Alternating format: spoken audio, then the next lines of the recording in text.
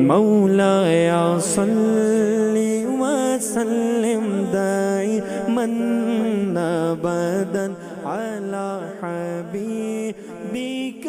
عزیز دوستو، بزرگوں اور بھائیوں، ہماری زندگی کے اندر ایک اہم پہلو جس سے ہم بڑی تکلیف کا شکار ہو جاتے ہیں اور بعض اوقات اذیت ناک حد تک وہ بات چلی جاتی ہے، وہ ہوتا ہے لوگوں کا باتیں کرنا۔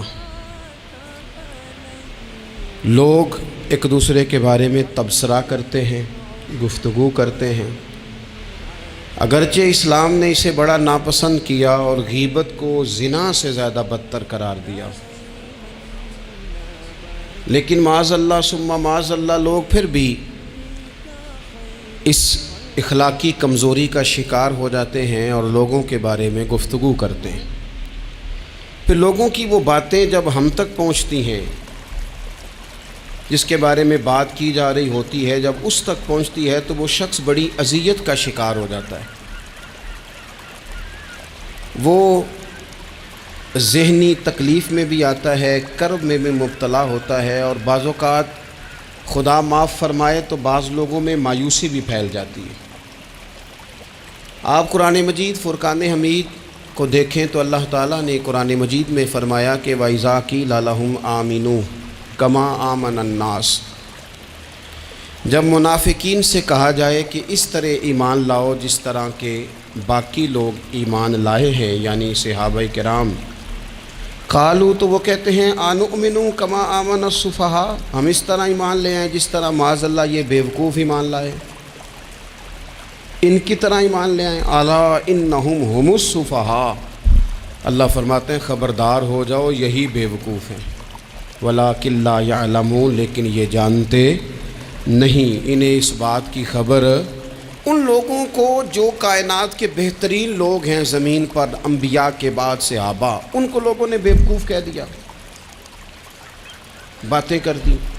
آپ قرآن مجید دیکھیے سورہ قلم کے اندر اللہ تبارک و تعالی نے اس بات کا بھی جواب ارشاد فرمایا ہے، جب لوگوں نے کہا تھا کہ معاذ اللہ حضور تو مجنون ہے، تو اللہ نے فرمایا محبوب آپ رب کے فضل سے مجنون نہیں ہیں، بلکہ اللہ نے آپ کو خلق عظیم کا مالک بنایا ہے۔ وَإِنَّكَ لَعَلَىٰ خُلُقٍ عَظِيمٍ، لوگ بات کرتے ہیں اور کر جاتے ہیں اور شوق رکھتے ہیں تبصرہ کرنے کا۔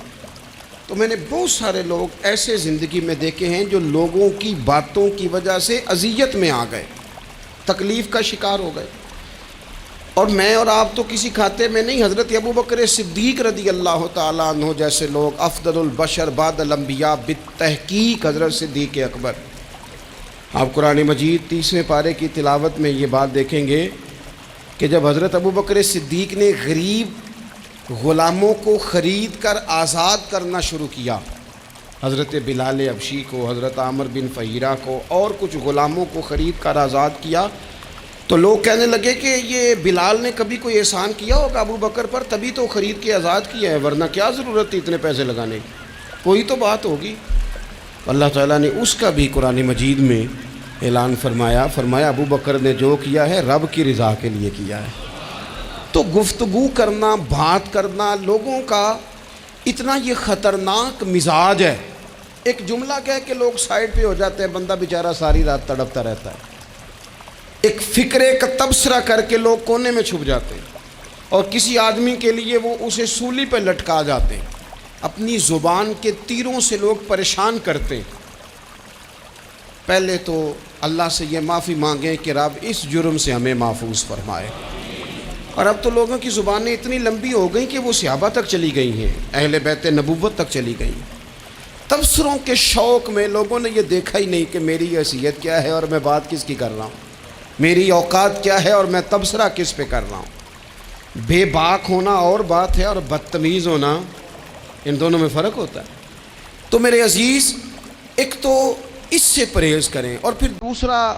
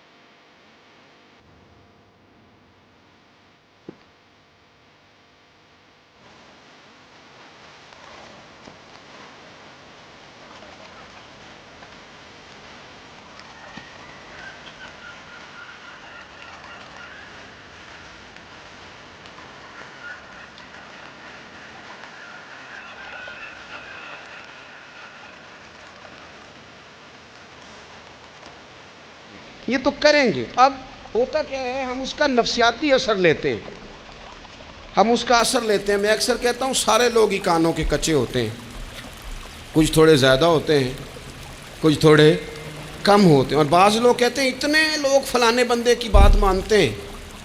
تو میں نے کہا دنیا میں تو آج بھی کافر زیادہ ہیں, کافر زیادہ ہیں, شیطان کے پیروکار آج بھی. تو زیادہ ہونا کوئی حق کی دلیل ہے ہمیشہ؟ یہ کیا بات ہوئی کہ فلانے کی اتنے لوگ بات مانتے ہیں؟ یہاں تو میں نے یہ دیکھا ہے اس معاشرے میں کہ جھوٹے سے جھوٹا آدمی, اس کے بھی فالور ہوتے ہیں. دغے باز سے دغے باز بندہ, اس کے بھی گویوں کے فالور, اداکاروں کے فالور, فلانے کے فالور. اس کا یہ تو بھئی انسان کا مزاج ہے. ہر بندہ کانوں کا کچا ہے, کوئی تھوڑا زیادہ کچا ہے, کوئی تھوڑا کم کچا ہے. تو باتیں تو ہوگی, لوگ منہ میں زبان رکھتے ہیں تو گفتگو تو کریں گے.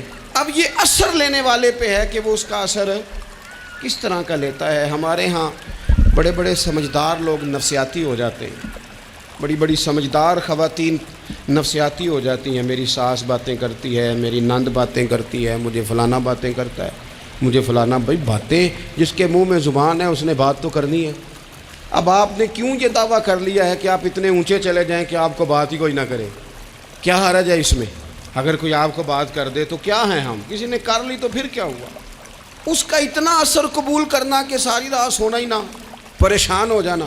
اور بعض لوگ ایسے ہیں جنہیں اتنی باتیں نہیں ہوتی جتنی انہیں ٹینشن ہوتی ہے. یعنی وہ دو بندے کونے میں کھڑے ہیں تو میری ہی بات کر رہے ہیں. اور بھائی تو اتنا اہم نہیں ہے, انہیں کوئی اور کام بھی ہو سکتا ہے, تیری بات ہی انہوں نے کرنی. بلا وجہ لوگ سمجھتے ہیں کہ میں بڑا اہم آدمی ہوں, وہاں بھی مجھ پہ تبصرہ ہو رہا ہے, یہاں بھی ہو رہا ہے. اس پہلو سے باہر آئیں, اس کمپلیکس سے نکل آئیں. ابن حزم کہتے ہیں کہ مصر میں ایک تاجر بڑا کامیاب ہو گیا تھا, بڑا کامیاب تاجر ہو گیا. تو زندگی میں جتنے لوگ بھی کامیاب ہوتے ہیں ان سے حسد ہوتا ہے. اس سے بھی اس کے ارد گرد کے لوگوں نے حسد شروع کیا. اب تاجروں نے پلاننگ کی کہ اسے خراب کیسے کرنا ہے. وہ ایک دن اپنے گھر سے نکلا, سفید کرتا سفید پگڑی باندھ کے باہر. اب 5-6 لوگوں نے پہلے سے منصوبہ بندی کی ہوئی تھی. ایک صاحب اسے ملے, کہنے لگے ماشاءاللہ آج تو سفید کرتے پر سبز امامہ, سبز پگڑی بڑی ہی اچھی لگ رہی ہے. وہ ہنس کے کہنے لگا لگتا ہے آپ سو کے اٹھ کے آئے ہیں, پگڑی تو میری سفید ہے. اس نے کہا چلو پگڑی تو سبز ہی ہے, باقی آپ نہیں مانتے تو آپ کی مرضی. وہ آگے بڑھا. تو اب چونکہ پلاننگ تھی تو ایک شخص اور ملا. اس نے کہا کیا بات ہے, سفید کرتے پر آپ کا پیلے رنگ کا امامہ کیا جچتا ہے. اس نے کہا یار کو خدا کا خوف کر. ہنس کے کہا کیا ہو گیا, تیری اینک کا نمبر تو نہیں تبدیل ہونے والا ہوا؟ اور بھائی میں نے تو سفید کرتا اور سفید ہی امامہ باندھا ہے. اب 2-3 لوگوں کی دفعہ تو وہ مسکرایا, لیکن وہ ڈھیر سارے لوگوں نے منصوبہ بندی کی تھی. وہ جب چوتھے کے پاس گیا تو اس نے بھی کہا کہ کیا بات ہے سفید کرتے پر پیلے رنگ کے امامے کی. اس نے کہا پیلا کہاں ہے. اب وہ غصے ہونے لگا. اب وہ چھٹے کے پاس گیا تو اس نے کہا جناب کیا بات ہے سفید کرتا اور کالا امامہ.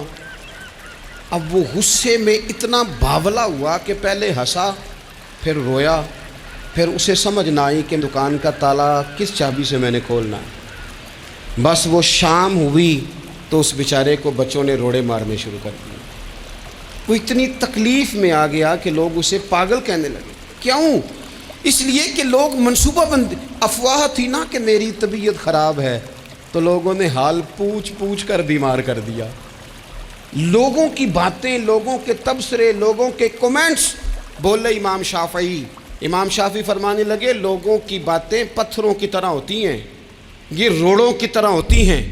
اگر انہیں کمر کے اوپر رکھ لو گے نا تو یہ تمہاری کمر توڑ دیں گی, اور اگر تم ان کو اپنے پیروں کے نیچے رکھ لو گے تو تمہارا قد اونچا ہو جائے گا.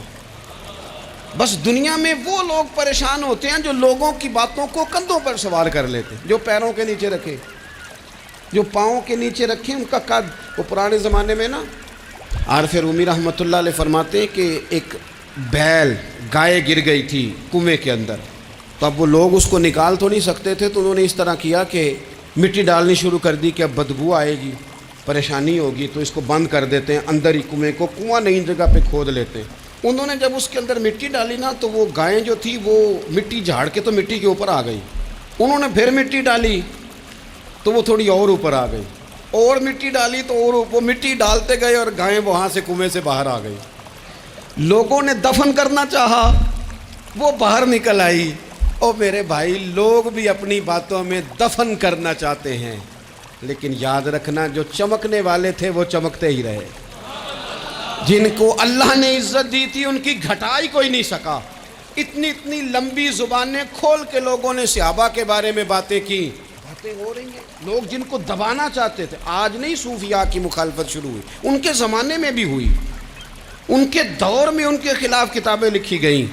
لکھنے والے خدا جانے کہاں ہیں, اور داتا صاحب ہو رہی ہے, خواجہ صاحب ہو رہی ہے. حضور غوث اعظم کے ان کے زمانے میں بھی ایسا نہیں ہوا کہ بڑی خوشی سے لوگوں نے آگے بڑھ کے پھول ڈالے ہوں.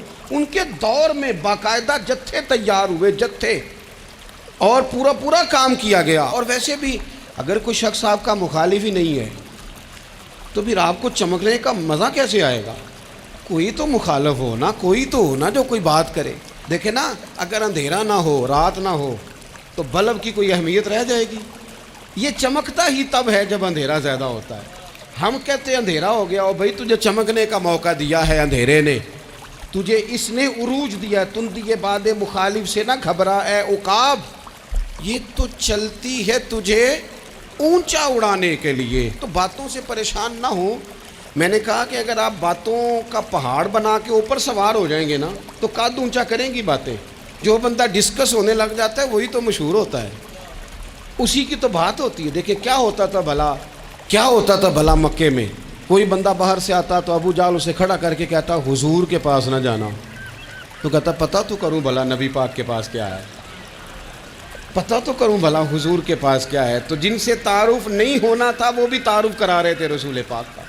تو اس لیے باتوں سے گھبرا جانا. ہاں, ایک بات ہمیں کتاب و سنت میں ملتی ہے, اس پر ضرور غور کریں. تہمت والی جگہ سے بچیں, تہمت کا موقع نہ دیں. مطلب بلا وجہ ہی اپنے لیے بحث کا دروازہ کھولنا یہ درست نہیں ہے. اپنے لیے ہم نہ دروازے کھول لیتے ہیں بحث کے, مفت کی بحث ہو رہی ہے, فلانا بھی ڈسکس کر رہا ہے. کچھ چیزیں ایسی ہوتی ہیں جو سب کی سمجھ کی نہیں ہوتی, وہ سب کے سامنے ڈسکس کرنا ضروری نہیں ہوتا. حضرت سیدنا ابو ہریرہ رضی اللہ تعالیٰ عنہ فرمایا کرتے تھے, مجھے نبی پاک علیہ السلام نے علم کی 2 تھیلیاں دی ہیں, میں نے ایک کھولی ہے تمہارے سامنے, ایک کھولی ہے, دوسری نہیں کھولوں گا. اس لیے کہ ہر بندے کو بات اس کے ظرف کے مطابق کرنی چاہیے. تو موقع نہ دیں. نبی پاک صلی اللہ علیہ وسلم نے فرمایا, اس بندے نے اپنی, یہ بخاری میں موجود ہے, فرمایا اس نے اپنی عزت اور اپنی جان کو محفوظ کر لیا جو فتنے والی جگہ سے بچ گیا. جہاں تہمت لگ سکتی ہے اس جگہ سے بچیں. جان بوجھ کے لوگوں کو موقع نہ دیں باتیں کرنے کا, جان بوجھ کے موقع نہ دیں.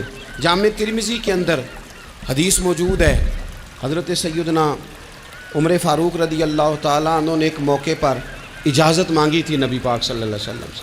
عرض کیا, یا رسول اللہ صلی اللہ علیہ وسلم, مجھے آپ اجازت دے دیں, میں عبداللہ بن ابی سلول کی گردن اڑا دوں, یہ منافق بار بار آڑے آتا ہے, بار بار تکلیف دیتا ہے, آپ مجھے اجازت دیں میں اسے قتل کر دوں.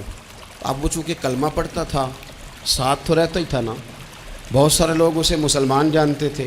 تو حضرت سیدنا عمر فاروق رضی اللہ تعالیٰ عنہ نے اجازت چاہی, کہ یا رسول اللہ صلی اللہ علیہ وسلم, اگر آپ مجھے اجازت دے دیں, یہ ترمذی میں موجود ہے, یعنی آپ اس جگہ سے بچیں جہاں تہمت لگ سکتی ہے, جہاں بلا وجہ کسی شخص کو شر پھیلانے کا موقع مل سکتا ہے. یا رسول اللہ مجھے اجازت دے, میں عبداللہ بن ابی سلول کی گردن اڑا دوں. نبی پاک صلی اللہ علیہ وسلم نے فرمایا کہ عمر, اگر میں تمہیں ایسا کرنے کی اجازت دوں گا تو لوگ کہیں گے کہ اب اپنے قریبیوں کو انہوں نے مروانا شروع کر دیا ہے, ساتھ والوں کو ہی مروانا شروع, لوگ تو اسے مسلمان سمجھتے ہیں. تہمت والی جگہ سے. بلکہ بخاری شریف میں اسی طرز کا ایک اور پیغام بھی ہمارے لیے موجود ہے.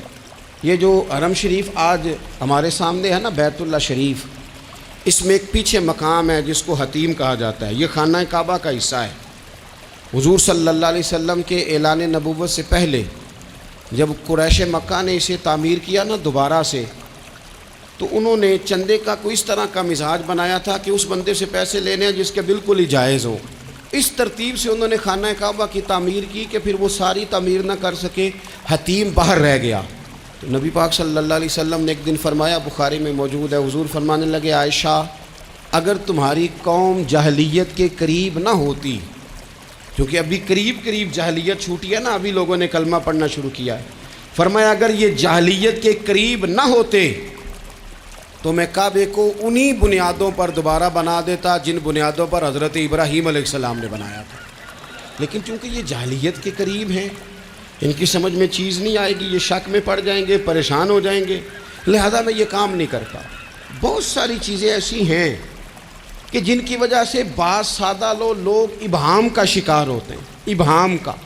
ہمارے علماء نے اس طرح کیا کہ بڑے طے کر کے عقائد کے عنوانات امت تک پہنچائے۔ ہر آدمی ہر شعبے کا اسپیشلسٹ نہیں ہوتا، بہت ساری لوگ باتیں مریض کے سامنے کرنے والی نہیں ہوتی، وہ صرف لواحقین کو بتانے والی ہوتی۔ پھر کچھ لوگ اور آئے جنہوں نے کہا کہ ہم تو ایفیشنسی دکھائیں گے، کچھ خاص ہر بات کھول کر لوگوں کے سامنے رکھیں گے۔ اس کا نقصان پھر یہ ہوتا ہے کہ سادہ لوگ مشکلات کا شکار ہوتے ہیں، وہ پھر جب کہتے ہیں ہر چیز ڈسکس کر لینی چاہیے تو پھر باتیں دور نکل جاتی ہیں۔ پھر لوگوں نے انبیاء کرام علیہم السلام کی اجتہادی خطاؤں کو ڈسکس کرنا شروع کیا۔ ربنا ظلمنا انفسنا، اگر حضرت آدم یہ لفظ کہیں تو ان کے لیے تو ٹھیک ہے، لیکن اگر کوئی غلام اور امتی اور بیٹا اٹھ کے یہ لفظ کہے تو اس کے لیے ٹھیک نہیں ہے۔ تو میرے عزیز ایسے کام نہ کریں جس کی وجہ سے بلا وجہ بحث کا۔ ہمارے یہاں کچھ لوگوں کو شوق ہے خبروں میں رہنے کا، وہ ایسی باتیں چھیڑتے ہیں جن سے نہ وہ خبروں میں رہ سکیں۔ میں نے دیکھا ہے وہ کہتے ہیں جی میں نے کوئی انوکھی بات کرنی ہے۔ بھئی انوکھی بات کرنے سے بندہ مشہور تو ہو جاتا ہے۔ ہمارے زمانے میں مشہور ہی وہ ہوتا ہے جو دوسروں سے ذرا ہٹ کے بات کرے، انوکھی کرے۔ وہ ہمارے لطیفہ لکھا ہے نا، ایک اہل عرب کا، ایک ہجا نام کا عربی کا ایک لطائف سنانے والا شاعر ہے، تو وہ کہتا ہے کہ ایک شخص نے ایک دفعہ کہہ دیا تھا گدھا کھانا جائز ہے۔ تو بڑے بڑے علماء اس کے گھر چلے گئے کہ بھئی کوئی دلیل، کوئی جزیہ، کوئی کہاں سے، کوئی کتاب، کوئی حوالہ، کوئی شے۔ اس نے کہا روز آؤ گے ایک ایک بندے کو بتاؤں گا، کٹھا اسٹیج لگاؤ، ایک ہی دفعہ حوالے دیتا ہوں، روز نہیں دیے جاتے۔ وہ سٹیج لگ گیا، دنیا جمع ہو گئی، جنہوں نے کبھی ٹائم نہیں نکالنا، تو یہ ذرا انوکھی بات جو کر رہا تھا، تو سارے لوگ آ گئے۔ تو وہ اسٹیج پہ چڑھا تو کہنے لگا مجھے جانتا کوئی نہیں تھا، چلو اب بدنام جو ہوں گے تو کیا نام نہ ہوگا، اب قیامت تک کہو گے تو صحیح نا۔ اس مولوی دے گھر جنہیں ایک بار آکھیا نہیں سی گدھا کھانا جائز، چلو بدنام جو ہوں گے تو کیا۔ تو بہت سارے ایسے لوگ ہیں جو ہیں بدنام، پر چلو نام تو ہو گیا نا، بدنامی صحیح، شرارت صحیح، شیطانیت صحیح، لیکن نام تو ہو گیا۔ تو اس لیے کوئی ایسا انوکھا کام جس سے لوگوں کی، میں آپ سے بڑی گزارش سے عرض کروں، اعلیٰ حضرت بریلوی رحمۃ اللہ علیہ نا، لالٹین کے اندر مٹی کا تیل جلایا جاتا ہے ہمارے ہاں، تو مٹی کا تیل ظاہر ہے اس سے بدبو آتی ہے، تو مسجد میں وہ جلانا جائز نہیں تھا۔ تو ایک صاحب ارنڈی کا تیل لائے، وہ خوشبو والا ہوتا ہے، وہ لا کے انہوں نے نا اعلیٰ حضرت بریلوی رحمۃ اللہ علیہ کو لالٹین میں ڈال کے دیا اور کہا کہ یہ مسجد میں اس کو جلاتے ہیں چونکہ اس کے اندر سے خوشبو آتی ہے، بدبو نہیں آتی۔ تو وہ جو شرعی عذر ہے نا، حضور نے فرمایا کہ جمعے والے دن غسل کر کے آؤ تاکہ کسی کے پسینے سے ایک دوسرے کو تکلیف نہ ہو۔ کچا لہسن پیاز کھا کے مسجد آنا اس لیے منع کر دیا گیا کہ منہ کی بدبو سے تکلیف ہو، تو مسجد میں کوئی ایسی چیز جو بدبو کا باعث بنے منع ہے۔ اب انہوں نے وہ تیل لا کے لالٹین میں ڈالا جس سے خوشبو آتی تھی اور لالٹین بھی روشن ہوتی تھی۔ تو اعلیٰ حضرت فاضل بریلوی رحمۃ اللہ علیہ اپنے اس خادم سے فرمانے لگے کہ اب لوگ تو آئیں گے نا، تو ہمارے علاقے میں تو ساری دنیا مٹی کے تیل سے ہی چلاتی ہے، تو اب آپ نے ایک خوشبو والا تیل لا کے ڈال تو دیا ہے اس کے اندر لالٹین میں، پر یہ لوگوں کو بتائے گا کون کہ یہ تیل وہ نہیں ہے؟ لوگ تو یہاں سے دیکھ کے جائیں گے اور جا کے کہیں گے کہ اتنے بڑے عالم کی مسجد میں اگر جل رہا ہے تو ہم کیوں نہ جلائیں۔ تو فرمانے لگے وہ شخص کے حضور پھر حال کیا ہے؟ فرمانے لگے آپ فرضوں کا سلام پھیر کے دعا سے پہلے لالٹین کے پاس کھڑے ہو جائیں اور جو بندہ گزرے اسے بتاتے جائیں کہ یہ مٹی کا تیل نہیں، یہ مٹی کا تیل نہیں، یہ مٹی کا تیل۔ ہر شخص کے ذہن تک بات اتر جائے تاکہ لوگ کسی ایسی چیز کا شکار نہ ہو جائیں جس سے کہ ان کے مزاج میں کوئی غیر شرعی چیز عروج پکڑ لے۔ تو میرے عزیز ہم نہ کچھ بدگمانیاں لوگوں کے اندر لوگ ڈالتے ہیں۔ ہمارے ہاں بالخصوص پاکستان میں جب سے سیاسی فرقہ واریت شروع ہوئی ہے، سیاسی ہماری قوم کا مزاج اتنی بری طرح خراب کیا گیا ہے. ہمارے نوجوان بچے جو بڑے سنجیدہ پڑھے لکھے، ان کی گفتگو اپنے سیاسی مخالف کے بارے میں اتنی لوز کر دی گئی ہے، اتنی کمزور کر دی گئی، اتنی خوفناک کر دی گئی ہے کہ اس طرح تو کبھی نہیں ہوا تھا. یہ مزاج جو لوگوں کو دیا جا رہا ہے، قومیں اپنے اخلاق کے طور پر زندہ رہتی ہیں. بد اخلاقیاں کبھی بھی انسانوں کو اونچا کر سکتی، پیچھے رہ جاتے ہیں لوگ. تہذیب کسی سوسائٹی کا حسن ہوتا ہے، اور اگر ایک سیاسی مخالف کے لیے آپ کا یہ والا مزاج بن جائے، اپنے سیاسی قد کو اونچا کرنے کے لیے آپ ان چیزوں کا سہارا لیں، یہ درست نہیں ہے. اخلاقی رویے میں کہوں گا کسی بھی سیاسی جماعت سے وابستگی ہے وہ 100% رکھے جو اس کی سمجھ میں آتی ہے، لیکن اپنے اخلاقی مزاج کو کبھی کمزور نہ ہونے دے، اخلاقی رویہ کبھی کمزور نہ ہونے دے. یہ کیسے ہو سکتا ہے؟ دیکھیں، ابو جہل، ابو لہب، عتبہ، عتیبہ، شیبہ، وہ وہی باتیں کر سکتے تھے جو ان کے مزاج کی تھیں، جو آج تک لوگ کسی بھی دیندار کے بارے میں کرتے ہیں. تو انہوں نے وہی باتیں آ کے کی تھی جناب ابو طالب کے ساتھ. انہوں نے کہا تھا کہ اگر معاذ اللہ ان کو دولت چاہیے تو ہم دیتے ہیں.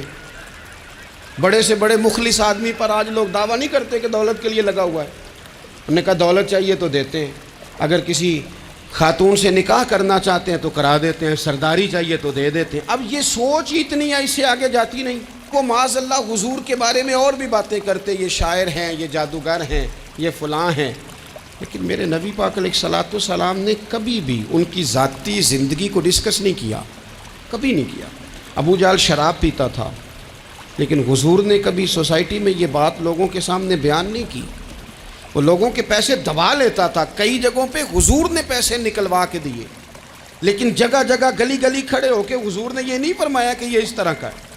آپ اپنے مخالفین کے بارے میں ضرور کلیم کریں، ثبوت کے ساتھ ضرور بات کریں، یہ ضروری ہے، لیکن آپ کا رویہ اتنا گھرا ہوا نہیں ہونا چاہیے کہ لوگ سمجھیں کہ یہ قوم تو اخلاق سے ہٹ گئی ہے.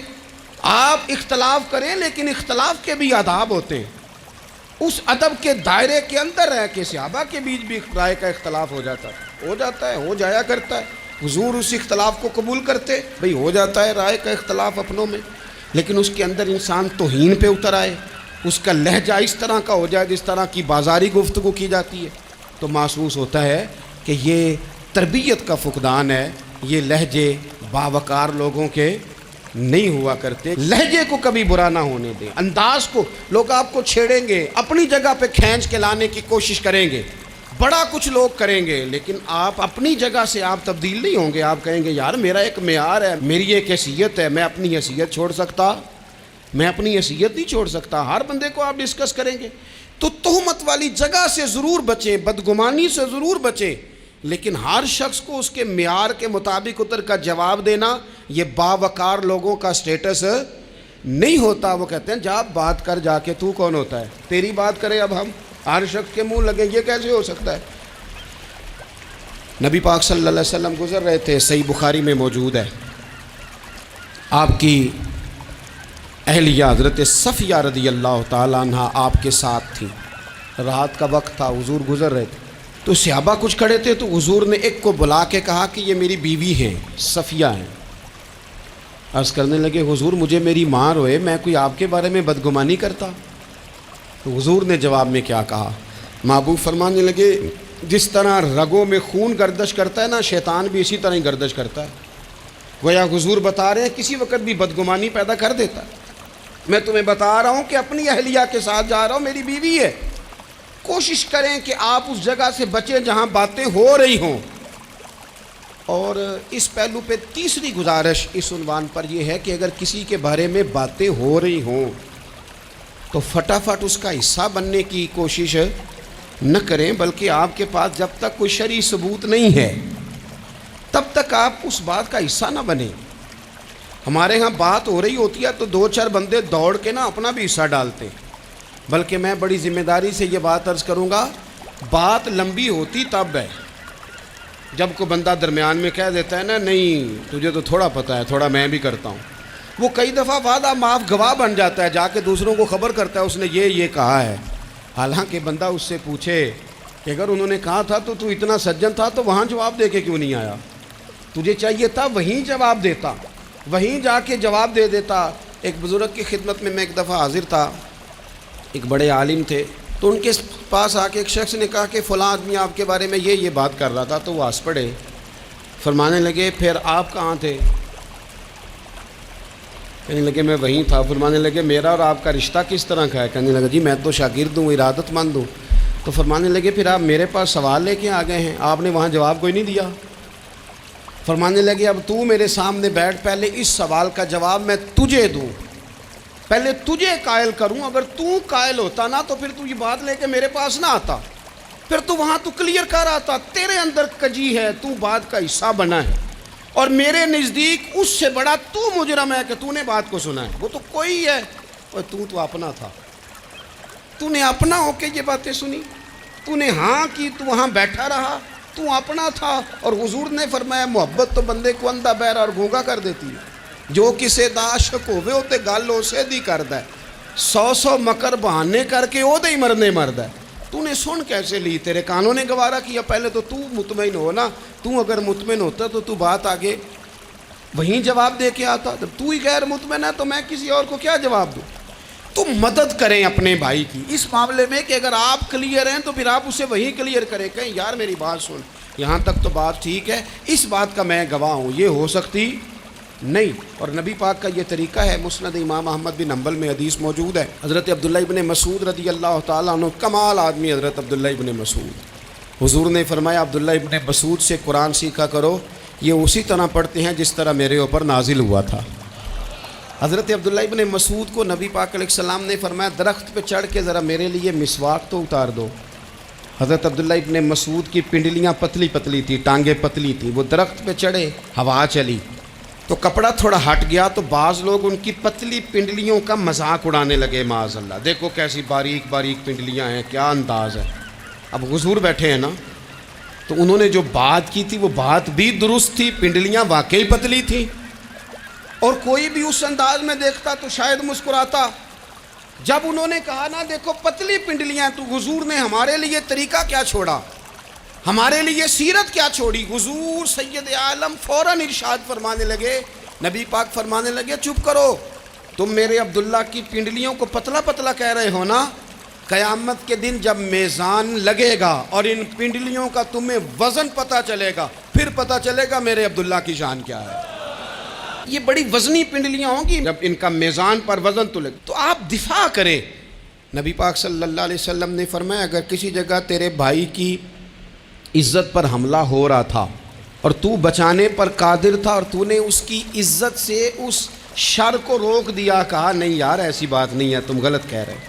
فرمایا اگر تم کسی کی عزت کا دفاع کرو گے تو فرمایا جہاں تمہاری عزت خراب کی جا رہی ہوگی، رب وہاں تمہاری عزت کا دفاع فرمائے گا، اللہ تمہاری عزت کا محافظ بن جائے گا۔ لیکن ہم کیا کرتے ہیں، ہم لوگ باتیں کر رہے ہوتے ہیں تو ہم ان باتوں میں ایک بات اور شامل کرتے ہیں، ہم ان باتوں میں ایک بات اور شامل کر لیتے ہیں، اور انداز اختیار کر لیتے ہیں، اور جو آپ کے حق میں ہے اس نے مخالف نہیں ہونا، اور جو مخالف ہے اس نے کبھی حق میں چھوڑیں۔ آپ کس کو قائل کر رہے ہیں؟ جس کی سمجھ میں آتی ہے وہ قبول کرے، نہیں آتی تو دروازہ کھلا ہے، کہیں اور تشریف لے جائے۔ ہمارا یہ مزاج بن گیا کہ بلا وجہ کی وضاحتیں بھی بندے کو کمزور کرتی ہیں، بلا وجہ ہم کمزور پڑ جاتے ہیں، تھوڑے بے نیاز ہو جائیں، چھوڑیں، کچھ بے نیاز بنے، طبیعت کوئی بے نیاز، ہم نہ بے نیاز نہیں ہوتے، ہر بات کو سوچتے ہیں، ہر بات کی وہ جی وہ فلانے نے پتہ کیا کہا ہے، تو بڑی معذرت سے بالخصوص خواتین کا مسئلہ ہوتا ہے،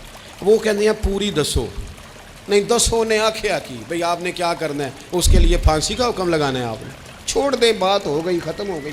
اپنی زندگی میں تھوڑی سی بے نیازی بھی پیدا کریں، تھوڑی سی بے نیازی، ہر ایک کی بات سننا، ہر ایک کی بات پر غور کرنا، ہر بندے پر تبصرہ شروع کر دینا، وہ تو تکلیف آ جائے گی۔ وہیں سے جہاں سے بات شروع کی تھی پھر وہیں لاتا ہوں کہ باتوں کا اثر لیں لیکن صرف خیر کی باتوں کا اثر لیں، لیکن صرف اچھے لوگوں کی باتوں کا۔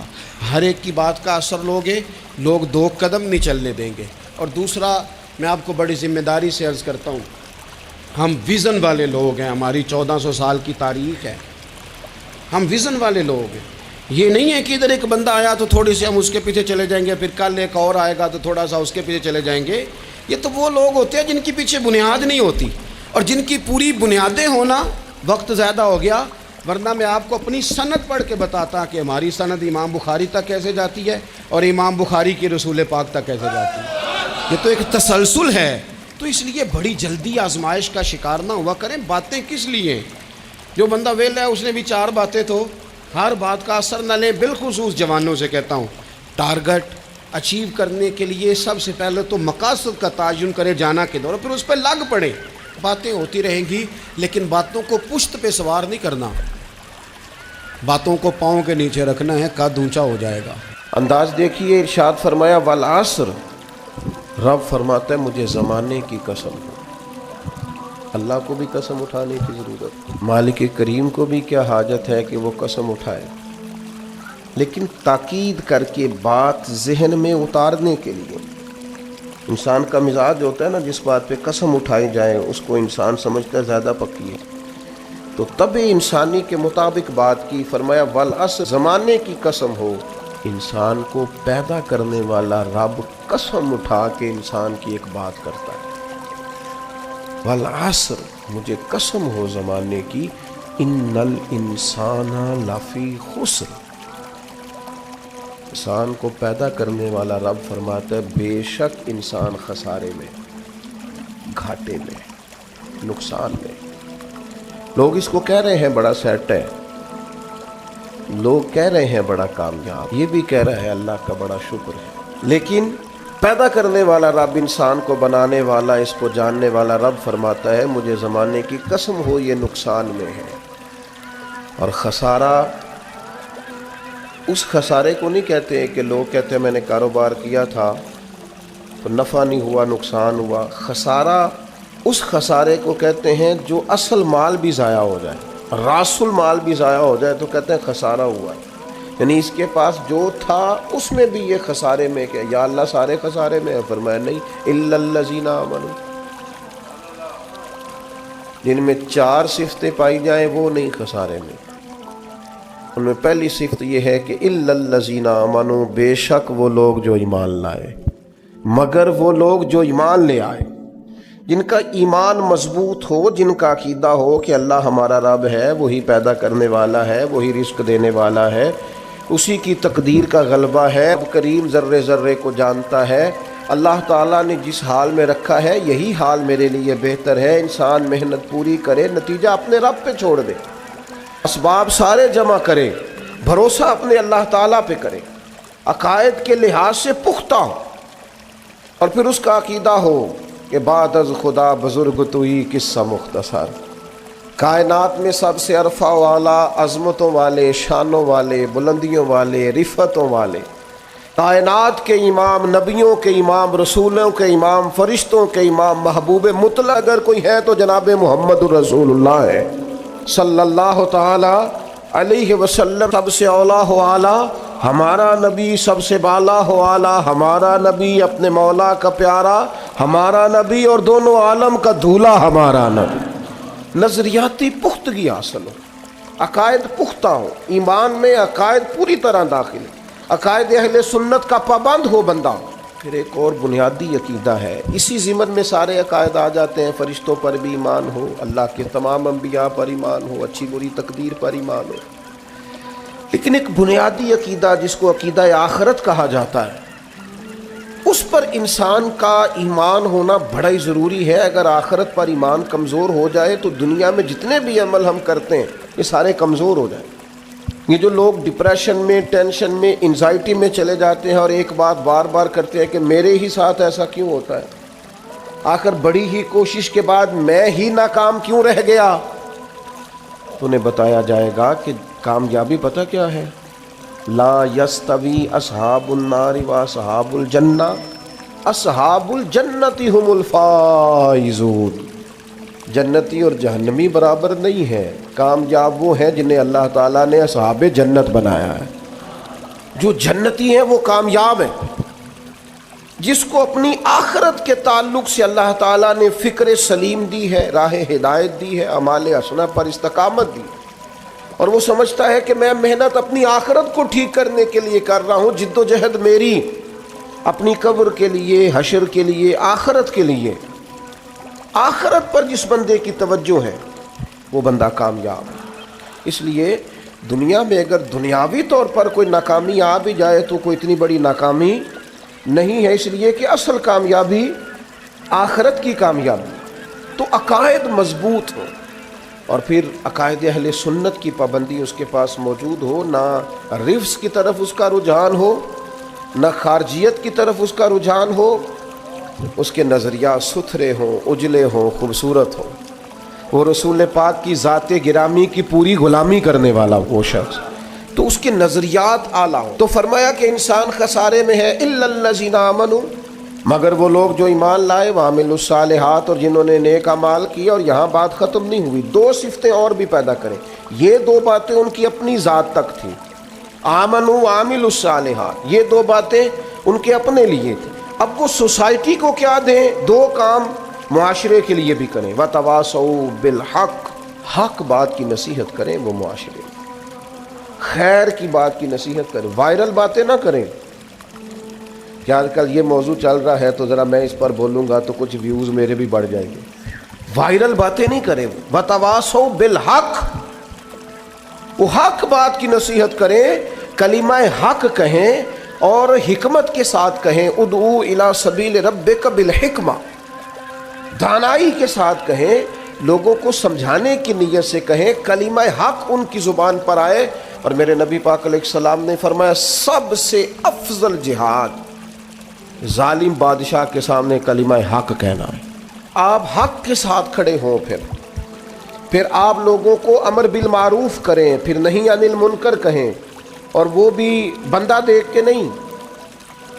اگر امیر آدمی غلطی کر رہا ہے تو پھر آپ خاموش ہیں، اور کسی غریب کو کرتے دیکھ لیا ہے تو آپ نے دینی حکمت کو بھی پیش نظر نہیں رکھا اور اسے رسوائی کر دیا ہے، آپ نے اسے سخت ترین تکلیف سے گزار دیا ہے۔ حق بات کی نصیحت کریں، اور جو لوگ حق بات کہتے ہیں نا ان پر تکلیف بھی آتی ہے، تکلیف آتی ہی ہمیشہ حق کہنے والوں۔ تو چونکہ میدان لگایا ہے، اب حق میں نکلے ہو، اب تم نے سفر شروع کیا ہے تو بھائی پیروں پہ چھالے تو پڑیں گے، سفر کرو گے تو تھکاوٹ تو ہوگی، کوئی رستہ طے کرو گے تو گرد تو پڑے گی، اگر کسی سمت تیز دوڑو گے تو مخالف سمت سے ہوا تو تیز آئے گی۔ اب وہاں گھبرانا نہیں، کمزور نہیں پڑنا، تھکی باتیں نہیں کرنی۔ اب ایسا نہ ہو کہ تم نے معذرت خواہانہ رویہ اختیار کیا، وتواصوا بالحق وتواصوا بالصبر، وہ حق بات کی وصیت کرتے ہیں اور ایک دوسرے کو صبر کی تلقین کرتے ہیں۔ چار صفات پیدا کریں تو خسارے سے بچ سکتے ہیں۔ رب کریم نے فرمایا وَمَا الْحَيَاةُ الدُّنْيَا إِلَّا مَتَاعُ الْغُرُورِ، فرمایا یہ جو دنیا کی زندگی ہے یہ ساری دھوکہ ہے، نہیں ہے دنیا کی زندگی مگر ایک دھوکہ۔ دنیا بنانے والا خود فرما رہا، بنانے والا کہہ رہا ہے دھوکہ ہے۔ دنیا کو اللہ تعالیٰ نے عمل کی جگہ بنایا ہے، دار الاسباب بنایا ہے، نیکی کرنے بھیجا ہے، حقوق العباد ادا کرنے ہمیں بھیجا ہے، یہاں بیٹھ کر اپنی جنت کی تیاری کرنے کے لیے بھیجا ہے، دوزخ کی آگ کو ٹھنڈا کرنے کے لیے بھیجا ہے۔ یہ جو مزاج امت مسلمہ نے اپنایا ہے کہ دنیا جمع کرنا، دولت اکٹھی کرنا، اپنی زندگی کی دوڑ پیسوں سے شروع کرنا اور پیسوں پہ ختم کرنا، اس کو پسند نہیں کیا نہ اللہ نے نہ اللہ کے رسول صلی اللہ علیہ وسلم۔ رزق حلال کمانے کو عبادت کہا، لیکن مقصود رزق حلال نہیں، مقصود اللہ کی ذات ہے، مقصود اللہ کے رسول صلی اللہ علیہ وسلم کی ذات ہے۔ ہمارے ہاں بڑی ترتیب کے ساتھ یہ چیز نسل در نسل منتقل ہو رہی ہے کہ پیسہ کیسے جمع کرنا ہے۔ بچہ بڑا سیٹ ہے جی، کس طرح سیٹ ہے؟ کہتے ہیں ڈھیر سارے پیسے کماتا ہے، امپورٹ ایکسپورٹ کا بزنس ہے، مال بھیجتا بھی ہے، منگاتا بھی ہے، بڑا سیٹ ہے۔ تو بچے سے پوچھا بیٹے تیرا کیا حال ہے، تو سیٹ ہے؟ کہتا بڑی تکلیف میں، سوتا بھی ہوں تو کانوں میں فون کی گھنٹیاں بجتی رہتی، آزمائش کا شکار ہو، صبح و شام تکلیفوں میں وقت بیتتا ہے. یہ کس طرح کا سیٹ ہے بچہ؟ ہماری منصوبہ بندی ہوتی ہے کہ بچے کو ایسی جگہ لگانا ہے جہاں سے وہ جھاڑو کے ساتھ پیسے اکٹھے کر سکے. کیسے وہ سیٹ ہوگا؟ کس طرح کر کے نظام چلے گا؟ رزق حلال کمانے کو حضور صلی اللہ علیہ وسلم نے عبادت کا درجہ دیا ہے. نبی پاک صلی اللہ علیہ وسلم نے حقوق العباد ادا کرنے کو بھی اللہ کے قرب کا ذریعہ بنایا ہے. اور میں نے عرض کی کہ یہ تو صرف منزل نہیں ہے، یہ تو راستہ ہے، یہ تو سفر ہے. جو لوگ سفر کوئی منزل بنا لیتے ہیں وہ نادان ہوتے ہیں.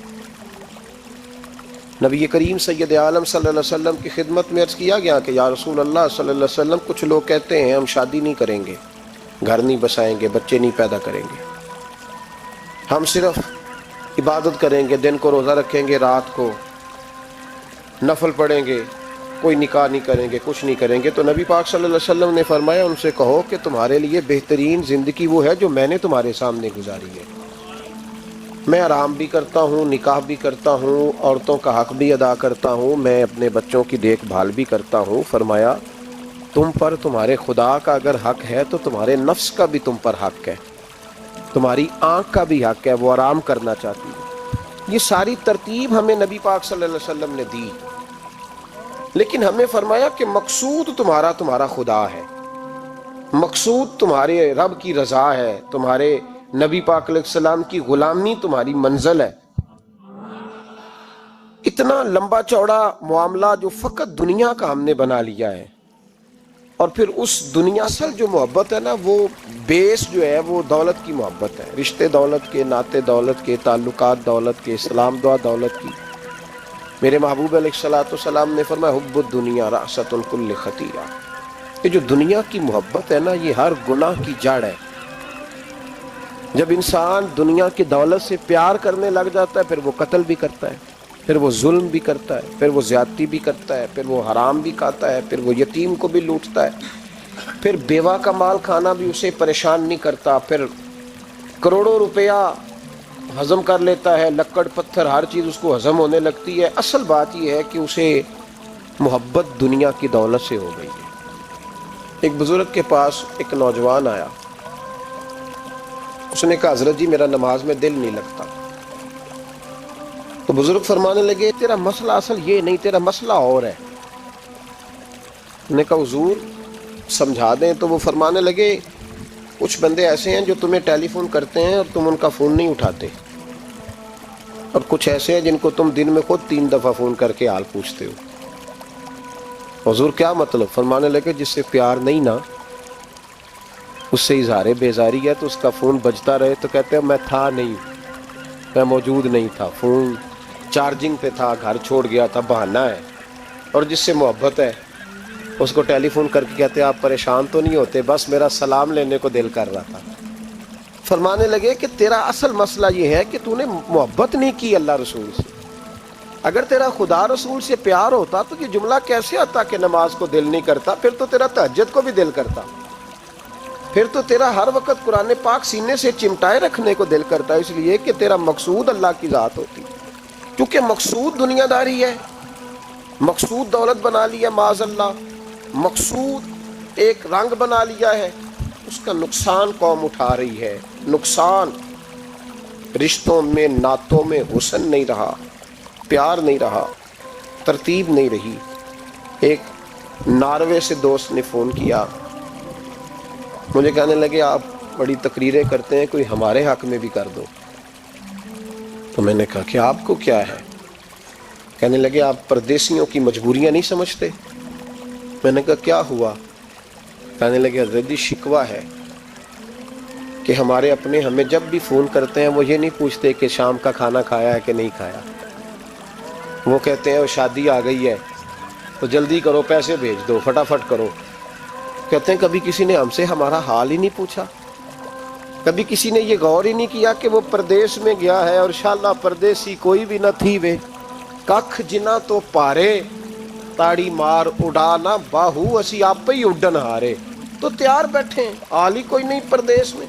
یہاں حال یہ ہے کہ جو فون کرتا ہے، ایک بزرگ کہنے لگے کہ 22-23 سال دیے ہیں پردیس کو، تو اپنی ہی بیوی کو فون کیا ہے کہ اب نہیں ہوتا، گھٹنوں میں درد رہتا ہے، کمر کمزور ہو گئی ہے، اب میرا دل کرتا ہے گھر آؤں اور میں اپنے گھر میں بیٹھ کے بچوں کے بیچ بیٹھ کے روٹی کھاؤں، اعصاب کمزور ہو گئے ہیں، دل کی دھڑکن تیز رہتی، پتہ نہیں کب وقت آ جائے۔ تو کہتے ہیں میری بیوی جسے میرے دکھ سکھ کا ساتھی ہونا چاہیے، وہ کہتی ہے چلیں 3-4 سال اور لگا لیں پھر آ جانا۔ وہ بھائی کیا اس شخص کے ساتھ کیا تعلق ہے؟ اس کا بھائی اسے فون کرتا ہے تو کہتا ہے میں پیسے دے دوں گا، جب آؤ نا تو ایک موبائل ضرور لے آنا۔ اس کو لوگ فون کرتے ہیں، رابطہ کرتے ہیں کہ جناب وہ ایک چھوٹی سی چیز، وہ میں پیسے دے دوں گا، تو پیسے دینے ہیں تو یہاں سے کون سی چیز نہیں ملتی؟ صرف فرمائشیں، لوگوں کے ساتھ تعلق صرف جیب کا، رشتہ صرف جو ہے وہ تعلق صرف اس چیز کا کہ وہ آدمی ایک ATM مشین ہے تو فٹافٹ کارڈ ڈالو تاکہ آپ کے حصے کے پیسے نکل آئیں۔ یہ مزاج اس نے نقصان کیا ہے، دراڑیں پڑ گئی ہیں، حالات بگڑ گئے ہیں۔ میرے نبی کریم سید عالم صلی اللہ تعالی علیہ وسلم نے رشتوں کو جو وقار دیا، امام غزالی رحمۃ اللہ تعالی علیہ نے لکھا ہے مکاشفۃ القلوب میں، فرماتے ہیں کچھ لوگ قیامت کے قریب آئیں گے جن کے نبی پاک صلی اللہ علیہ وسلم نے نشاندہی کی ہے، ان کے پاس کوئی شخص نہ بیٹھے ورنہ اس کا دل کالا ہو جائے گا۔ کہ حضور وہ کون سے؟ تو فرمانے لگے نبی پاک نے کچھ لوگ بتائے ہیں، ان کے پاس نہیں بیٹھنا۔ کون سے؟ مصطفیٰ کریم نے فرمایا یحبون الدنیا وینسون الآخرہ، جو دنیا کو سے پیار کرنے لگے اور آخرت کو بھول جائیں۔ امام صاحب فرماتے ہیں ان سے دور رہنا، دل کالا ہو جائے گا۔ یحبون المال وینسون الحساب، وہ جو نبی پاک نے فرمایا نا کچھ لوگ آئیں گے جو مال سے تو پیار کریں گے پر اس کے حساب کو بھول جائیں گے، ان سے بچنا۔ فرمایا یحبون القصور وینسون المقبرہ، جو مکانوں سے تو پیار کریں گے پر اپنی قبروں کو بھول جائیں گے۔ اور فرمایا ان لوگوں سے بھی بچ کے رہنا، ان سے بھی پرہیز کرنا جو لوگ یحبون الخلق وینسون الخالق، جو لوگ مخلوق سے تو پیار کریں گے، بندوں سے بڑا پیار کریں گے لیکن اپنے رب کو بھول جائیں گے، ان لوگوں سے بھی بچیں۔ ایسے لوگوں سے نبی پاک صلی اللہ علیہ وسلم نے نشاندہی کی، ان سے بچیں۔ تعلقات میں خلوص ہوتا ہے، جب کوئی آپ کی غربت سے پیار کرتا ہے تو وہ آپ کا اصل دوست ہوتا ہے، جب وہ آپ کی تنہائیوں سے آزمائشوں سے پیار کرتا ہے تو اس کا آپ کے ساتھ رشتہ خالص ہوتا ہے۔ جو آدمی دولت کو دیکھ کر پیار کرے اور دولت کو دیکھ کر آپ کے ساتھ وابستگی کا اظہار کرے تو اس شخص کا پیار سیدھا سیدھا میرے رسول پاک سید عالم صلی اللہ علیہ وسلم نے ہمیں استغنا کا حکم دیا ہے، بے نیازی کا۔ یہ دنیا داری میں الجھنا، دنیا کے بن کے جینا، دنیا کے ہو کے رہنا، آپ یقین کریں سارے رشتے، میں نے سعودی عرب میں پیر دیکھے، پیر مریدوں کی لسٹیں لے کے جاتے، ان کو ٹیلی فون ہوتا ہے تمہارے پیر صاحب آ گئے تم بھی پہنچ جاؤ، ٹھنڈی بوتلیں لے آنا آتی دفعہ، وہاں وزن اٹھایا نہیں جاتا واپسی پہ۔ ہمارے کئی سنگی ناراض ہو گئے، حضرت آپ آتے ہیں تو آپ بتاتے نہیں، تو میں کہتا ہوں یہاں بھی یہی کام کرنا ہے، ہم تو اپنے گناہوں کی معافی لینے آئے، تو ہم جس کام آئے ہمیں کرنے دو، کیوں الجھاتے ہو؟ وہاں جا کے بھی جہاں خالصتاً انسان کا رجوع اللہ کا وقت ہے، وہاں بھی وہی حالات پیدا ہو گئے، ہر طرف دنیا داری۔ اور یہ پیروں کی بات کرتا ہوں تو آپ بڑے مسکراتے ہیں، میں نے بڑے بڑے مفت خورے دیکھے ہیں، بڑے بڑے، یہ ہر طبقے میں ہوتے ہیں، ہر طبقے میں۔ ایک صاحب مجھے ایئرپورٹ پہ ملے، کہنے لگے جی کتنے دن رہا ہوں، ماشاءاللہ ایک دن بھی روٹی جیب سے نہیں کھائی۔ میں نے کہا بڑے کامیاب ہو کے آ رہے ہیں آپ، یہ تو بات باعث فخر ہے، جا کے کسی اخبار میں فوٹو چھپاؤ۔ کہنے لگے جی بڑے دوست، بڑے سنگی، بڑے بد، کوئی ادھر سے کوئی چیز لے کے آ رہا ہے ادھر سے، تو میں نے کہا یہ کوئی فخر والی بات ہے، کوئی بتانے والی بات ہے؟ تو اللہ کی بڑا ہے جی، مفت خوری کا مزاج، اور توجہ رکھنا کہ اب اس سے مجھے کیا مل سکتا ہے، اور اگر کوئی نہیں لے کے آیا واپس گیا تو شکوہ کرنا، دیکھو چل کے آ گیا، اس کو خبر ہی نہیں کہ جاتے دفعہ چلو بندہ 6 بوتلیں لے جائے، کیا فرق پڑتا ہے؟ یہ کمزور ذہن ہے، یہ دنیا داری ہے، یہ نفس پرستی ہے، یہ پیسے کی غلامی ہے۔ میرے نبی پاک صلی اللہ علیہ وسلم نے فرمایا جو رب کے بندے ہوں گے ان کے قیامت کے دن چہرے چمک رہے ہوں گے۔ تو یا رسول اللہ صلی اللہ علیہ وسلم اس کے علاوہ بھی کچھ بندے ہیں؟ فرمایا لعن عبد الدنیا وعبد الدرہم، فرمایا کچھ دنیا کے بندے ہیں، کچھ درہم کے بندے ہیں، ترجمہ یوں کر لو کچھ ڈالروں کے بندے ہیں۔ یہ حدیث مشکات میں موجود ہے، ڈالر کے، ریال کے، لاکھ کے، کروڑ کے بندے۔ حضور وہ کون ہے؟ فرمایا لوئن عبد الدنیا وعبد الدرہم، جو دنیا کا اور دولت کا بندہ بنے وہ لعنتی ہے، ملعون ہے۔ یہ خدا کا بندہ رہا ہی نہیں، یہ پیسوں کا بندہ بن گیا ہے، دولت کا بندہ بن گیا ہے، اس کا معیار بدل گیا ہے۔ حضرت سالم بن عبداللہ بن عمر، حضرت عمر فاروق کے پوتے تھے، کعبے کا طواف کر رہے تھے۔ طواف مکمل ہوا، 8واں استلام کر کے مقام ابراہیم کے پاس نماز پڑھنے لگے تو خلیفہ وقت کا آ گیا، گورنر۔ السلام علیکم کے بعد اس نے فوراً بات چھیڑی، کہنے لگا حضور کوئی حکم ہو تو بتائیے گا۔ تو آپ کہنے لگے تو بڑا ہی بیوقوف ہے یار، تجھے کس نے گورنر بنایا؟ بڑا تو بیوقوف ہے، تجھے تو سلیقہ ہی نہیں بات کرنے کا۔ حضور کیا ہوا؟ فرمانے لگے خدا کے گھر میں آ کے اور کعبے کے سامنے کھڑے ہو کے میں بندوں سے سوال کروں، یہاں آ کے بھی بندوں سے مانگوں، تو بڑا ہی بیوقوف ہے۔ سامنے اس کا گھر ہے، سامنے اس کا گھر ہے بیت اللہ اور حجر اسود اور مقام ابراہیم اور مقام ملتزم، اور یہاں بھی میں بندوں سے مانگوں؟ کہتا ہے مجھے بھی کبھی کسی نے ڈانٹا نہیں تھا، میرے بھی پیروں تک پسینہ نکل گیا، تو میں مسجد الحرام سے باہر نکل کے، یوں سمجھ لیں کہ جب لوگ باب عبدالعزیز سے یا باب فہد سے باہر آ جاتے ہیں، کہتے ہیں باہر نکل کے نا میں کھڑا ہو گیا، میں نے کہا چلو فارغ ہو کے آتے ہیں تو بات کرتا ہوں۔ حضرت فارغ ہو کے آئے تو میں نے کہا حضور اب تو بیت اللہ سامنے نہیں، اب بھی کوئی سوال کرے؟ تو فرمانے لگے اچھا ضروری ہے؟ کہا حضور ضروری ہے۔ تو فرمانے لگے چل پہلے بتا تجھ سے دین مانگوں کہ دنیا مانگوں، بول۔ تو کہنے لگا حضور میرے پاس تو دنیا ہی ہے، دین تو آپ کے پاس ہے۔ جب یہ جواب دیا تو حضرت سالم چلنے لگے اور چلتے چلتے فرمانے لگے جا اپنا کام کر، دنیا تو میں نے اس سے کبھی نہیں مانگی جس نے دنیا بنائی ہے، میں نے اس سے نہیں کبھی مانگی، تو تو کیا حیثیت رکھتا ہے؟ میں نے تو اس سے بھی جب بھی مانگا ہے یا اس کا قرب مانگا ہے یا اس کے رسول کی غلامی مانگی ہے، تو اس سے نہیں مانگتا جس نے بنائی ہے، تو کیا دے سکتا ہے؟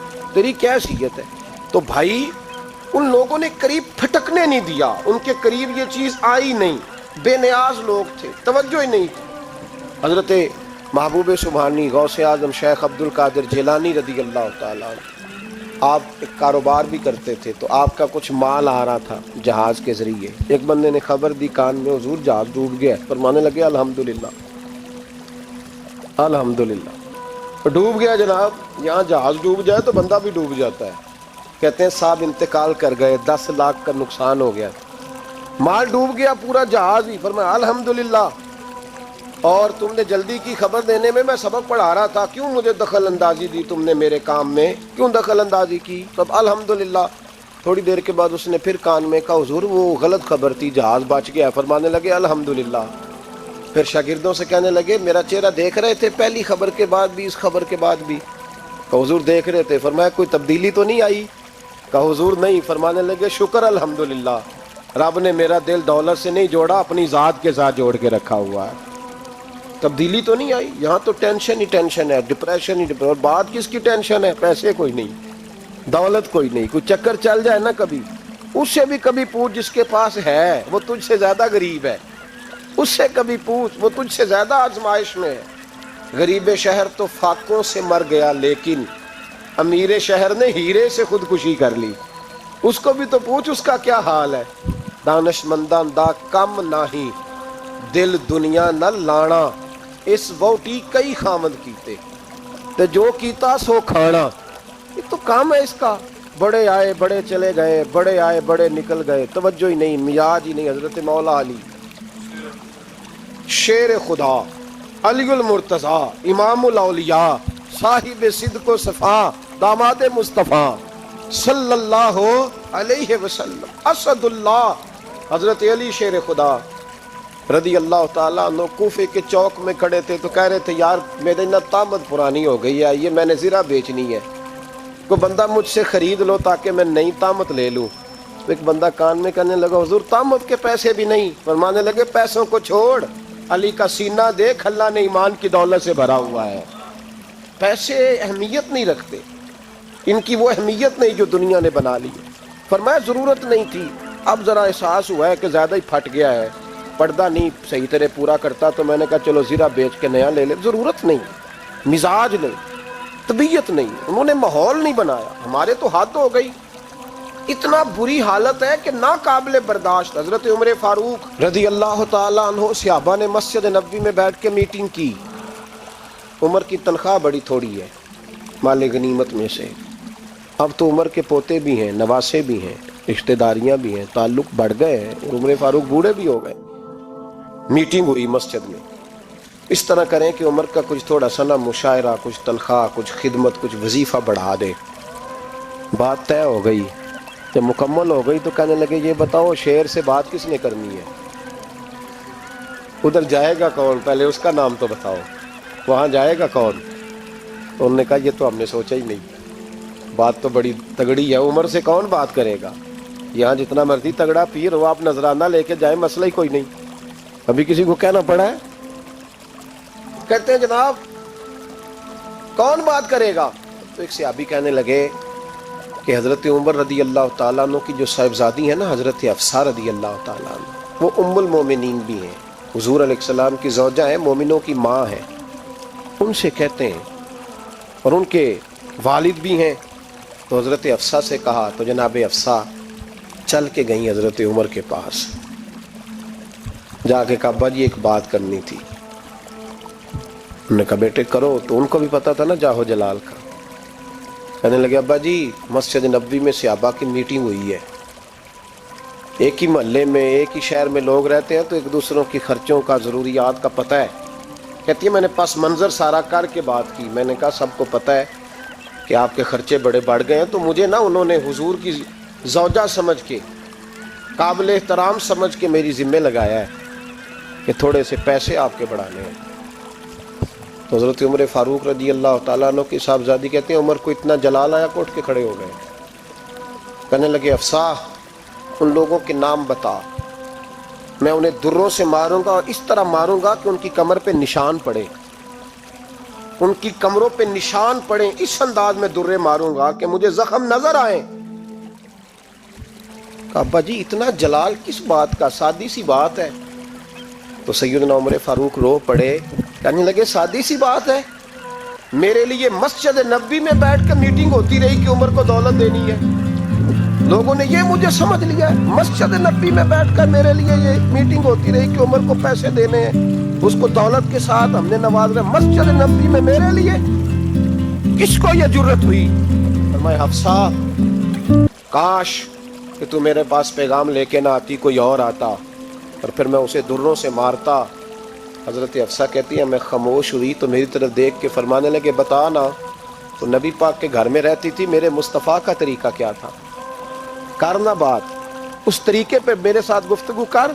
تو حضرت حفصہ کہتی میں رو پڑی. میں نے کہا ابا جی غلطی ہو گئی, آئندہ نہیں کروں گی.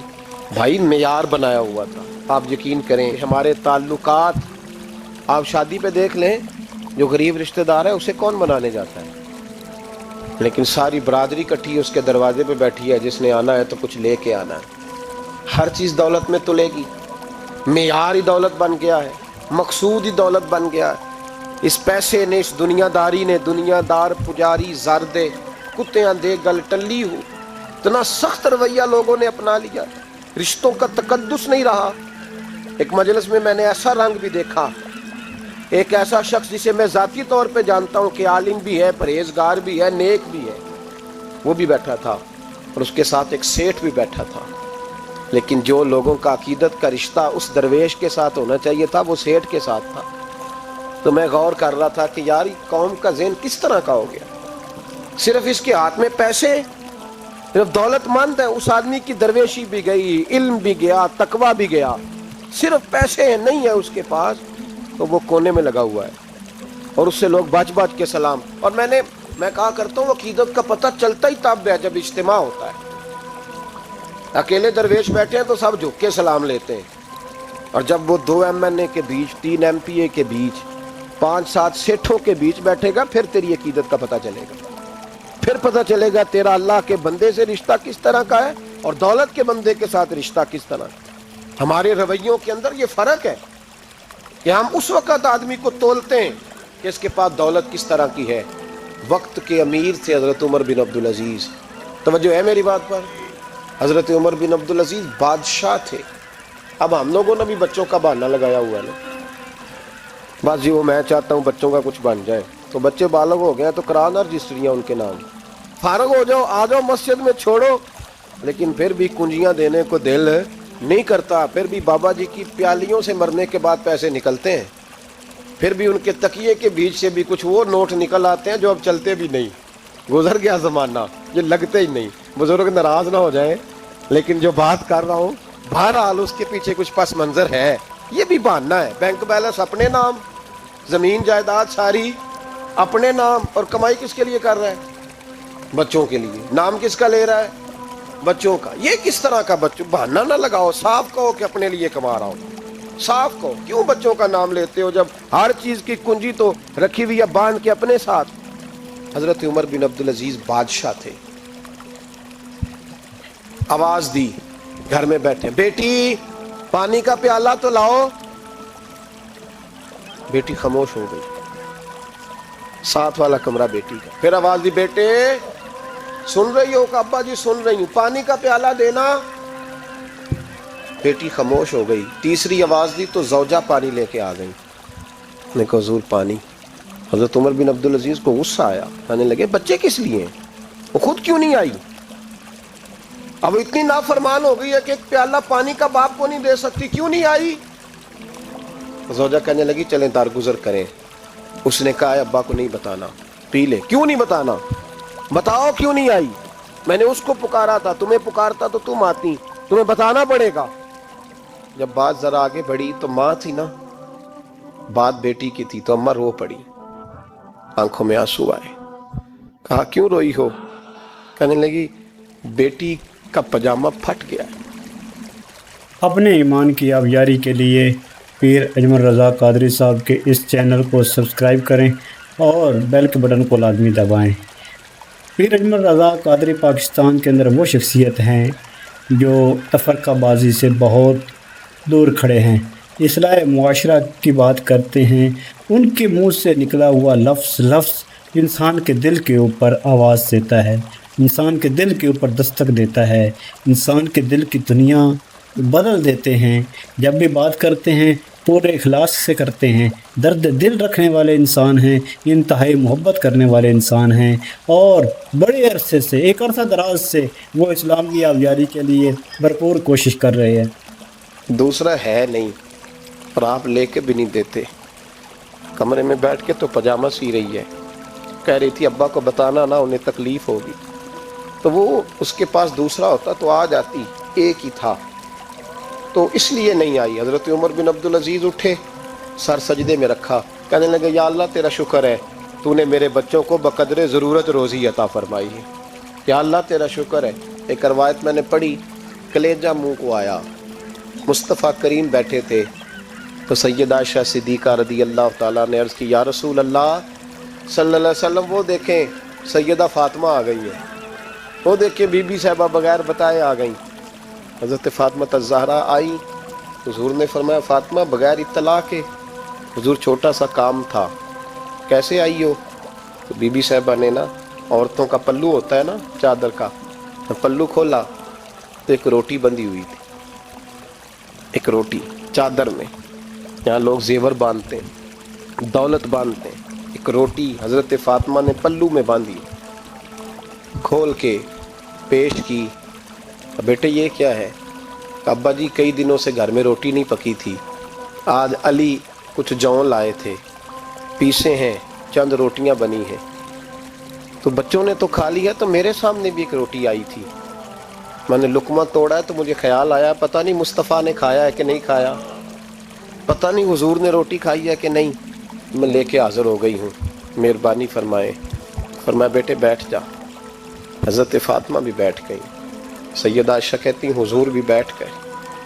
فرمایا فاطمہ کتنے دنوں سے نہیں کھایا؟ عرض کی حضور 3 دن سے. فرمایا بیٹے میں نے 5 دن سے نہیں کھایا، آ جا. دونوں باپ بیٹی مل کے کھاتے ہیں. روٹی 2 حصوں میں حضور نے بانٹی. فرمایا چلا آدھی تو کھا، آدھی میں کھاتا ہوں. حضرت فاطمہ نے لقمہ توڑ کے منہ میں رکھا تو رو پڑی.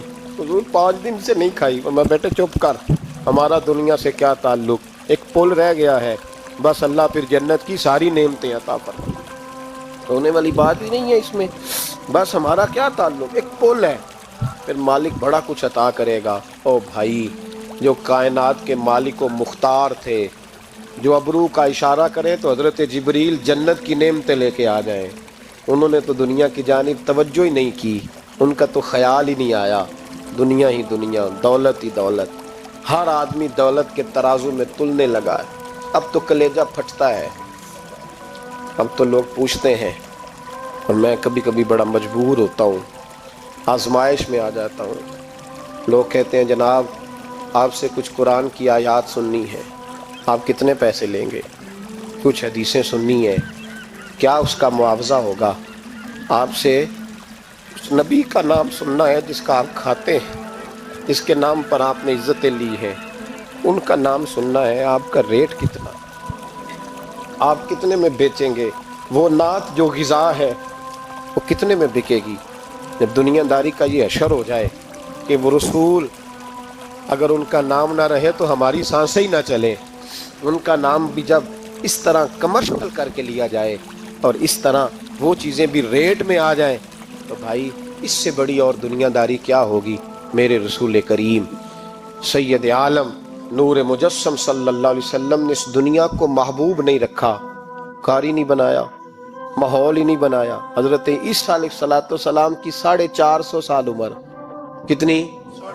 4.5 نہیں, میں نے کہا 450 سال حضرت عیسیٰ نے شادی نہیں کی, گھر ہی نہیں بنایا. ایک پیالہ ہوتا تھا پانی پینے کا, ایک تکیہ ہوتا تھا. ایک دن ایک بندے کو دیکھا کہ وہ بازو کا تکیہ بنا کے سو رہا ہے, تو حضرت عیسیٰ نے وہ تکیہ بھی خیرات کر دیا, کہنے لگے اس کے بغیر بھی کام چل جائے گا. ایک پیالہ تھا پانی پینے کا, ایک دن دیکھا ایک آدمی چلو میں پانی پی رہا ہے, تو وہ پیالہ بھی اللہ کے راستے میں دے دیا, کہنے لگے اس کے بغیر بھی کام چلتا ہے. کسی نے کہا نکاح کیوں نہیں کرتے, گھر کیوں نہیں بساتے؟ تو فرمانے لگے 450 سال تو عمر ہے, اللہ کو راضی کروں کہ گھر بساؤں, سجدے کروں یا میں دنیا داری کروں؟ بھائی اسلام نے آپ کے لیے سہولت کر دی, میرے لیے آسانی کر دی کہ تیرا بچے پالنا بھی عبادت ہے, تیرا گھر بار چلانا بھی دینداری ہے, لیکن مقصود نہ اس کو بنا, اس کو مقصود نہ بنا. دنیا داری میں اتنا الجھ نہ, بقدر ضرورت لے, اس طرح کا رویہ اختیار نہ کر. اور ایسا ہو سکتا ہے, ابھی چند سال ہوئے مولانا عبدالستار خان نیازی علیہ رحمہ نے پردہ کیا, وفاقی وزیر رہا وہ شخص, زمانہ بتایا, پاکستان کی میلی سیاست کے اندر رہ کے وقت گزارا, لیکن جب ان کا جنازہ اٹھا تو ان کے اکاؤنٹ میں اتنے پیسے نہیں تھے کہ کفن کا کپڑا بھی خریدا جا سکے, کفن کے کپڑے کا بھی پیسہ نہیں تھا. او بھائی یہ لوگ ہیں یار, وفاقی درجے کا شخص ہو کے گزرے اور وزارتیں اس کے آگے پیچھے بھاگیں, اور ہر الیکشن میں وہ بندہ MNA کی سیٹ جیت جائے, اور پھر رخصتی کا وقت آئے تو اس کا حال یہ ہو کہ کوئی شخص کہے کہ چلو 250 اکاؤنٹ سے نکلا ہے تو باقی مجھ سے لے لو تاکہ کفن کا بندوبست ہو سکے. اس کا مطلب ہے کہ آج بھی یہ رنگ ہوتا ہے. اور وہ پگڑی تگڑی باندھتے تھے, سوٹ آلہ پہنتے تھے, تو لوگ کہتے تھے یہ کیوں کرتے ہو؟ فرماتے میں مصطفیٰ کا فقیر ہوں, لوگ تو نہ مجھے فقیر سمجھے, ایسا تو نہ ہو دنیا دینے لگ جائے کہ حضرت کے پاس پہننے کو کپڑا نہیں تو چلو کچھ دو. میں اپنے پردے اپنے اللہ کے ساتھ رکھنا چاہتا ہوں. بھائیو ان لوگوں نے وقار کے ساتھ وقت گزارا. اس انداز سے تھوڑا باہر آؤ. اپنے ساتھ ہم نے اتنی زیادتی کر لی ہے, اتنا ظلم کر لیا کہ سوائے دولت کے, سوائے دنیا دار, خالص وہ روحانی سلسلہ طریقت کا, تصوف کا, وہ بھی سارا اسی. حضرت ابوالحسن خرقانی درویش تھے, محمود غزنوی بادشاہ وقت تھا, کہتا میں دعا کرانے گیا تو میں نے وہی سمجھا جو سب کے بارے میں سمجھا جاتا ہے. گفٹ پہلے لے گیا, میں نے کہا 2 تھیلیاں شرفیوں کی لے جاتا ہوں, بابا دعا صحیح کر دے گا. نذرانہ نہیں سود ہے پیران حرم کا. تو کہتے ہیں 2 اشرفیوں کی تھیلیاں پہلے لے گیا کہ رکھوں گا تو بابا میرے حق میں نرم ہو جائے گا. میں نے وہ اب ذہن یہ بنا کے گیا تھا. حضرت اب کیا کر رہے ہیں, جمعے کا دن تھا تو کچھ سالکین طریقت مریدین جھاڑو لگا رہے تھے, تو سر میں کھجلی ہوئی تو پگڑی اتار کے ایک مرید سے کہنے لگے دیکھ کہیں جمعے تو نہیں پڑ گئی. ایک جمعے دیکھ رہا ہے, وہ کہتا ہے میں جمعے دیکھ رہا تھا, حضرت نے سر جھکایا ہوا تھا تو محمود غزنوی داخل ہو گیا. تو جو جمعے نکالنے والا کہنے لگا او ہو فرمانے لگے کیا ہوا؟ کہا حضور بادشاہ آ گیا۔ کہنے لگے چھوڑ، بادشاہ تو آتے جاتے رہتے ہیں، میں نے سمجھا تھا کوئی تگڑی سی جوں تیرے ہاتھ لگ گئی ہے، تو نے تو اس طرح کر کے شور مچایا جیسے بڑا کوئی انقلاب، بادشاہ آتے جاتے رہتے، بندہ یہ کیا ہو گیا؟ جوں دیکھ دھیان سے۔ تو محمود کہتا ہے میں تو دنیا دار قسم کا صوفی سمجھ کے آیا، تھیلیاں بھی شرفیوں کی رکھیں، تو بابا جی سے دعا کے لیے کہا میں سومناتھ کے مندر فتح کرنے جا رہا ہوں، دعا کرنا۔ تو بابا جی نے اندر سے کرتا منگایا، کہنے لگے یہ میں نے ابھی اتارا ہے کپڑے بدلنے کے لیے، جب بڑی مشکل پڑ گئی تو کرتا سامنے رکھ کے دعا مانگنا، اللہ اس کے وسیلے سے فتح عطا کر دے گا۔ جو مشکل ہوگی تیری تر دامنی پہ شیخ ہماری نہ جائیے، ہم دامن نہ چھوڑ دے تو فرشتے وضو کریں۔ اور اقبال کہنے لگے نہ تیگ و تیر میں نہ لشکر و سپاہ میں ہے، جو بات مرد کلندر کی بارگاہ میں ہے۔ وہ معمولی لوگ ہوتے ہیں۔ اقبال کہنے لگے ید بیضا لیے پھرتے ہیں اپنی آستینوں میں، انہوں نے بغل میں ہاتھ رکھا ہوا ہے، اگر کھول دیں تو اللہ اسی طرح برکات کا فیض عطا کر دے جو حضرت موسیٰ کے ید بیضا کو ملا ہوا۔ تو معمولی لوگ ہوتے ہیں، غبار آلود سمجھ کر حکارت سے نہ دیکھ ان کو، انہی کی ٹھوکروں سے سلطنت بنتی اور بگڑتی ہے۔ کہ تگڑے لوگ وہ علیحدہ بات ہے کہ جڑے محرم راز حقیقت دے وہ راز حقیقت کھول دے نہیں، تے جنہ ویکھیا نہیں ہو کرن گلاں، جنہ ویکھ لیا ہو تے بول دے ہی نہیں۔ یہ بات علیحدہ ہے کہ وہ بیان کرنا پسند نہیں کرتے، پردوں میں چھپے رہتے ہیں، ورنہ تو اللہ نے بڑے اعزازات دیے ہوتے ہیں۔ محمود کہنے لگا کہ بابا جی نے دعا کی اللہ اگر اس کی نیت صحیح ہے تو اسے کامیابی عطا کرنا، اس کی مدد کرنا۔ مجھے کہنے لگے کچھ کھائے گا؟ میں نے کہا کھانا ہے۔ تو کہنے لگے بادشاہ کے لیے وہ کھانا لانا جو سویرے میں نے کھایا ہے۔ تو میں نے کہا پیروں کا لنگر ہوگا، ٹوٹے گوشت کی یخنی میں انہوں نے روٹیاں بریک کر کے ڈالی ہوں گی، حضرت کی صحت ٹھیک نہیں رہتی، گھٹنوں میں درد ہے۔ تو میں تو یہ سمجھا تھا کہ کوئی دیسی گھی کی چوری آئے گی، لیکن ٹکڑا آیا ایک روٹی کا، آدھا خشک ٹکڑا اور پانی کا پیالہ۔ تو کہتے ہیں میں نے اس کو کاٹ کے نہ دانتوں کے ساتھ، جب نگلنا چاہ تو یہاں اڑ گیا میرے گلے میں، کبھی اس طرح کا کھانا کھایا ہی نہیں تھا۔ تو کہتے ہیں حضرت نے دونوں شرفیوں کی تھیلیاں اٹھا کے میری طرف پھینکی، کہنے لگے جس طرح ہمارا کھانا تیرے گلے میں اڑ گیا، تیری دولت بھی ہمارے گلے میں اڑ جائے گی، اٹھ اور نکل، اللہ خیر کرے۔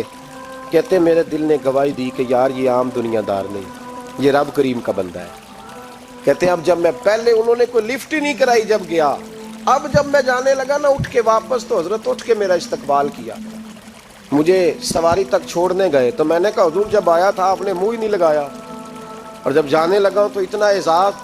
فرمانے لگے جب تو آیا تھا تو بھی تو یہی سوچ رہا تھا نا کہ 2 شرفیاں دوں گا تو بابا نرم ہو جائے گا، تو میں تجھے کیوں پروٹوکول دیتا؟ اب جاتی دفعہ تیرے دل نے بھی گواہی دی ہے کہ یہ کوئی دنیا دار نہیں، یہ رب کا بندہ ہے، تو رب کے بندے کے پاس آئے تو تیری عزت نہ کرو۔ عرض یہ کرنا چاہ رہا ہوں کہ اتنی لمبی چوڑی دنیا داری اس کو مقصود نہ بناؤ، یہ جب مقصود بن جاتی ہے تو بے کیف سجدے، بے سرور زندگی، کسی کا پیار نہیں رہتا۔